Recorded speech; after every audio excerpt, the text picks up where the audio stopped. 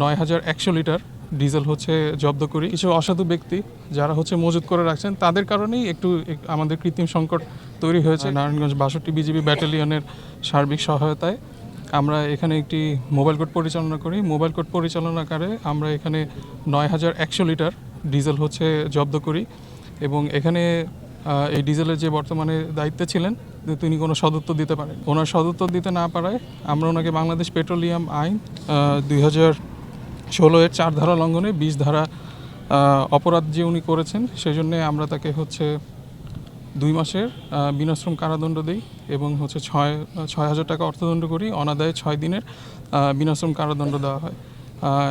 এই জব্দকৃত ডিজেল বর্তমানে আমাদের যে মেঘনা যে ডিপো আছে সেই ডিপোর ডিজেএম মহোদয়ের কাছে এটা দায়িত্বে বুঝিয়ে দেওয়া হয়েছে পরবর্তী ব্যবস্থা নেওয়ার জন্য এবং এই অপরাধ সংগঠনের কারণে নিয়মিত মামলা দায়ের করার জন্য আমাদের সিদ্ধিরগঞ্জ থানার ওসি মহোদয়কে নির্দেশনা প্রদান করা হয়েছে। এছাড়া যে কোনো ধরনের অবৈধ মজুদ প্রতিরোধের জন্য আমাদের জেলা প্রশাসন এবং আমাদের অন্যান্য যেসব সংস্থা আছে নিরাপত্তা আইন শৃঙ্খলার সকলেই সদস্য। আমাদের যে তথ্য সরবরাহ করা হচ্ছে সেই তথ্যতে আমরা দেখতে পাচ্ছি যে গত বছর এই সময়ে যে জ্বালানি সরবরাহ করা হয়েছিল বিভিন্ন ডিপোতে এবং বিভিন্ন পেট্রোল পাম্পে, তার থেকেও আমরা বেশি পরিমাণে আমরা সরবরাহ করছি।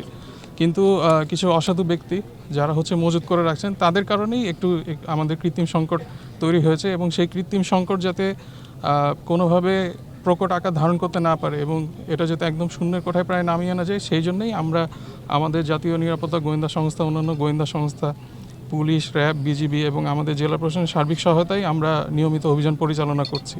তো আমরা আশা করি যে এই ধরনের অভিযান অব্যাহত থাকলে খুব দ্রুতই এই ধরনের মজুতদার এদেরকে আমরা রোধ করতে পারবো এবং বাজার থেকে যে কৃত্রিম সংকটটা তৈরি হয়েছে এটা আমরা দূর করতে পারবো।